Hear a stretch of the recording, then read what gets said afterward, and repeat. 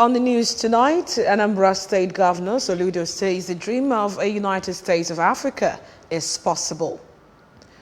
Owerri route of Oba access on Onitsha-Owerri Express Road is to be opened before Christmas.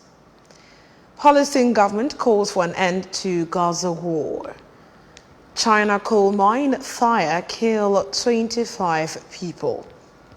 Before the news in detail, here is a special message. Governor Chukwuma Soludo has come for a total turnaround maintenance of the Anambra State economy and promotion of core Igbo values. Let us give him maximum support for the task ahead. Welcome to the evening news. My name is Uchechukwu Ibonam.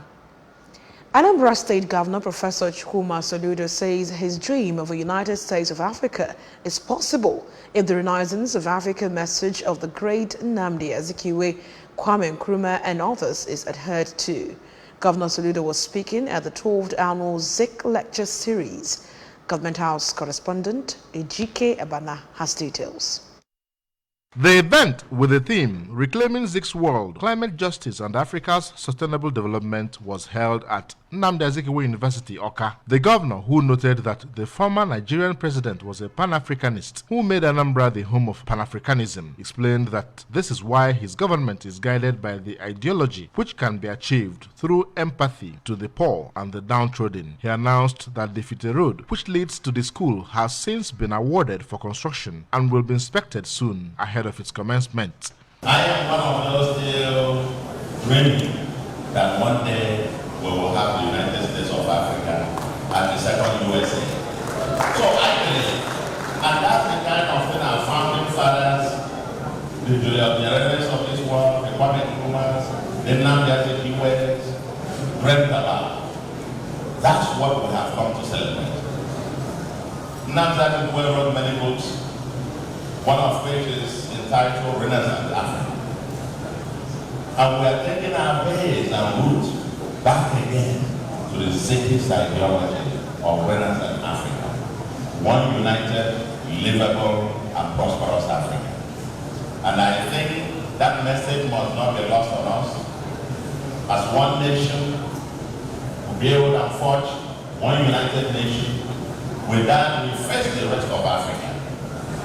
Delivering the keynote speech, a former president of Malawi, Joyce Banda, stated that Africa needs answers to the issues affecting them, emphasizing that Zik indeed showed the way as a gallant fighter. Here in West Africa, many countries have demonstrated that if you change that narrative, if you take control of your village, you can become one of the fastest growing economies in the world. So, this should be inspiration for us. This should encourage us. We are a rich continent. We are a huge continent. While advocating complete restructuring of the country, the governor of Oyo State, who is also chairman on the occasion, Dr. Seyi Makinde, said that the theme of the lecture series is apt, which came at a unique time in the life of Nigeria, and described Anambra as the intellectual capital of the Southeast, and expressed optimism that the lessons from the lecture will serve as a guide for policies and projects. So during this gathering, the speakers will in various ways be contributing to the development of the theme of this event, which is Reclaiming Zik's World, Climate Justice and Africa's Sustainable Development. Vice-Chancellor Nnamdi Azikiwe University, Professor Charles Esimone, noted that the theme arouses curiosity as to who Zik was, his worldview, and connotes that the world had been lost somewhere along the line and now needs to be reclaimed. Earlier, the benefactor of the lecture series, Senator Ben Ndiobi, who spoke shortly after calling for observation of a minute of silence for the late media mogul, Chief Raymond Tobese and Pasimion Soludo, appealed to all lovers of education and knowledge to partner with them in promoting the legacies of the late Dr. Nnamdi Azikiwe. Former Senate President Senator Adolphus Nwabara, among others, attended the event, which also featured cutting of 12th anniversary cake of the lecture series, award presentations, dance presentations, among others. Ejike Abana, ABS News. The Owerri route of the Oba axis of Onitsha-Owerri Express Road will be open for use before Christmas this year.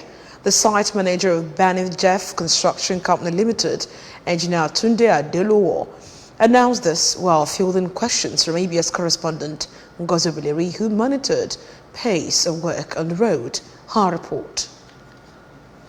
Is the failed portion of Oba axis of Onitsha-Owerri Express Road. It failed sometime this year, and Governor Soludo moved in immediately to salvage the situation and save the entire road from total collapse. Work commenced on the 12th of September at the site, which was affected by gully erosion and subsequently was closed down against traffic. Ever since then, erosion control has been ongoing at the site, with the channelization of the floodwater through construction of brick drains to contain the volume of water from Awada, parts of Obosi, Okpoko, and others. While casting of drainage has been completed in one part, it was ongoing on other parts of the project. Speaking on the development, Engineer Adelowo said they have filled the gully to a level and will fill the remaining within some weeks once they are done with the drainage. He noted that the work will require compacting of the earth such that it can comfortably carry any volume of traffic during the unitide, after which they will apply stone base, MC1, and then asphalt. By December, this place is supposed to be more tolerable. We may not asphalt, but it can be more tolerable. Yes, because after this now is filling, layer by layer, 150. Contributing, one of the resident engineers in charge of the project, Engineer Godwin Ojako, noted that Governor Chukwuma Soludo responded immediately the havoc was caused and moved men and material to the site. Engineer Ojako expressed satisfaction with the quality and pace of work on the road. The quality of the concrete is, for now, perfect. We've not gotten any defects. And let it be noted that the government is not owing in this project. So for now, they are delivering. From Oba axis of the Onitsha-Owerri Express Road, I am Ngozi Obileri for ABS News. Government at all levels have been urged to encourage creative ingenuity of emerging artists through promotion of arts to arrest unemployment among the youths. An artist, Mr. Michael Chukwudera, made a call at the 2023 Umuofia Arts and Books Festival celebration held in Oka. Correspondent Chukwemeka Modelim reports. It was a spectacular display of arts and creativity by established and emerging artists from parts of Nigeria as they celebrated the annual festival. Speaking on the essence of the gathering, one of the organizers of the festival, Mr. Chukwudera, explained that Umuofia Arts and Books Festival is a literary festival created in honor of late Professor Chinua Achebe to foster the advancement of literary and artistic culture in Igbo land. He further said that the festival helps to reawaken the consciousness of Ndi Igbo about their culture through us, adding that it has enabled them to feel the humanizing and the motivating effect of prioritizing culture and creativity through music, art, theater, film, and stories. Arts and Books Festival that is organized to also honor Chinua Achebe's legacy, foster literary and cultural consciousness in Igbo land, and also this is our effort to make sure that we bring back home all the good things that we have experienced outside. On his part, Mr. Somto Chukwu Ofo, a teacher in Ichoku Academy who participated in the show, expressed joy that it has improved him in the aspects of literature, entertainment, and philosophy. He observed that the festival has proved that the world of literature and creativity is very important to human culture, particularly that of Igbo society, and called for sustainability of the festival. And there are people who can teach me more about these things I like. It's made me really happy and it's kind of improved me as a person. So yeah, so far I've enjoyed what the Igbo Nest and Voice of the East has been able to do with the Umuofia Arts and Books Festival. In his remarks, a culture journalist, Mr. Emmanuel Ejimofo, described the gathering as a significant event that enables them to embrace consciousness in the way they tell their stories. So we need more festivals like this to be able to empower and champion creative through telling our stories. and also to embed the consciousness in the way that we tell these stories. The 2023 Umuofia Arts and Books Festival, which was sponsored by the Voice of the East outfit, featured panel discussions on the roots of Igbo philosophy and spirituality, book and art exhibitions, musical performances, drama, cultural exhibitions, among others. In Oka, Chukwuemeka Modelem, ABS News. The Nigeria Association of Women Journalists NAWOJ has ranked the Transition Committee Chairman of Idemili South Local Government Area, Mrs. Amaka Obi High, for delivering key and necessary developmental projects to the people of our council area. The Vice President of NAWOJ South East Zone, Comrade Stella Ibuka, gave the rating when she led members of the association to the zone to pay the council chairperson a formalization visit at her office in Idemili South Council headquarters, Ojoto. Correspondent Chibuzo Obidike tells us more. Comrade Ibuka described Mrs. Obi as jewel of inestimable value to the development of the council women, and especially for being a positive ambassador of women, and revealed that they are impressed by her scorecard, which stand her out as an outstanding transition committee chairman. The NAWOJ vice president applauded the developmental initiative of Mrs. Obi and recounted that each of them are critical social amenities that will engender the increase in standard of living in the council area. She therefore called on the people of the council area to continue to give the mayor their unflinching support. Comrade Ibuka further revealed that NAWOJ is getting ready for her triennial delegate conference, which they are expected to elect a new executive committee that will pilot the affairs of the association for the next 3 years. Nigeria Association of Women Journalists, we are not praise singers. Just take it from us. That's why you can't see us giving people awards. You see us praising anybody. I don't know we have for that. Today, as NAWOJians in Southeast, I believe that not we high for weather. Other members of the NAWOJ delegation who spoke at the event, including the station manager of Nigeria Television Authority (NTA) Onitsha, Mrs. Maureen Ezokeke, and a deputy director at Anambra Broadcasting Service (ABS), Comrade Ebele Eze, appreciated the giant turnaround being witnessed in Idemili South Council area since Mrs. Obi assumed office, and pledged the continuous support of NAWOJ to the development of the council area and the state in general. Irrespective of the fact that the president of NUJ then and now planned against us that we're not going to be there. But the divine God says, when he says yes, it's yes, it's yes. Responding, Mrs. Obi expressed gratitude for the visit, saying that her exemplary leadership is a testimony to Governor Soludo's commitment to transform the state into a livable and prosperous homeland. Mrs. Obi pleaded for more support from stakeholders within and outside the council area to continue to drive the developmental programs for the betterment of the people of the council area. The Idemili South Mayor, while assuring NAWOJ of her partnership, asked them to increase their campaign for women inclusion in political and public offices.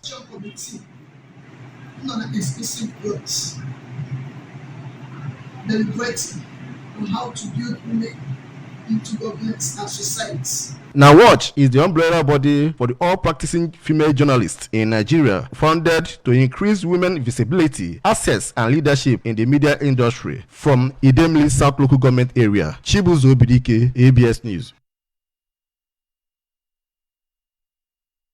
The Zik Avenue or Zanaga Street, Fege, Onitsha. The work is at various stages as well. Asphalt has commenced on some portions of the road. Casting of culvert and pedestrian way were ongoing at other locations. Works correspondent Ngozi Obileri monitored pace of work on the road and now reports. The 6th Avenue Fege Ozoma Ghana Street is 3.2 kilometers in length. Currently, stone base has been laid on 300 meters of the road, while drainage construction has been completed on 6th Avenue axis of the road. Also, casting of pedestrian part of 1.5 meters width has been done up to 70% of the road. Speaking to the ABS, a representative of Grand Star Company Limited in charge of the project, Engineer Ben Akabike, said they are working assiduously to ensure they complete the job according to schedule. Engineer Akabike said that in a matter of days, they will complete stone base and move into priming, having finished sand and cement stabilization. He added that the stone base is 200 meters. We have mobilized men and equipment to make sure that we give to this project what it deserves. constructed the walkways, the drainages. We have maintained the ones that we maintained. The one that needs total replacement has been replaced. The chairman of Fege Landlords Association, Mr. Wilson Anyo, has said he is exceptionally happy with what is happening on the road now, thanking Governor Chukwuma Soludo for being a man of his word. We had a meeting with the Fege landlords, and he promised us that he's going to build this road, put a walkway, which he has done. Our governor means very well in what he's doing.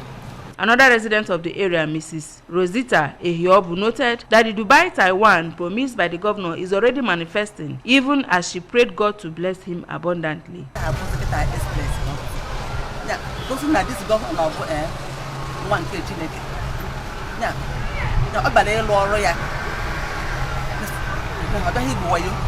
From Zix Avenue, Fege, Onitsha, I am Ngozi Obileri for ABS News.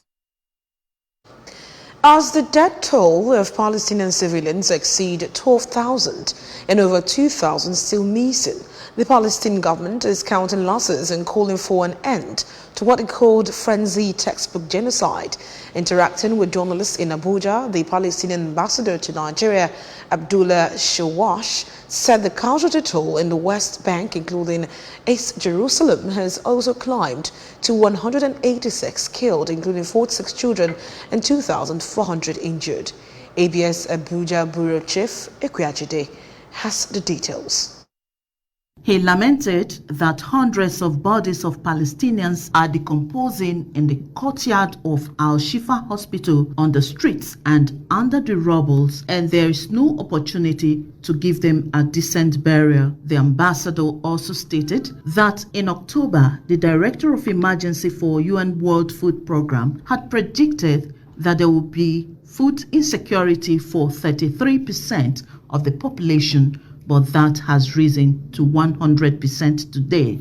Ambassador Shawesh said there have been horrifying cases of torture and degrading treatment of Palestinian detainees and a spike in arbitrary arrests, saying that since October 7th, Israeli forces have detained more than 2,200 Palestinian men and women. When it came to the hospital, they claiming day and night this hospital is being used as a military base, which is completely false accusation. In Abuja, Princess Ikwi Ajide reporting.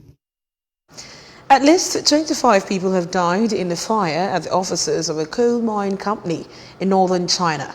The fire broke out at the Yongzhou Coal Industry Joint Building in the country's top coal-producing hub of Shaanxi Province. The blaze appeared to have started in the 4-story building with offices and dormitories in Luliang City and not where coal was being mined.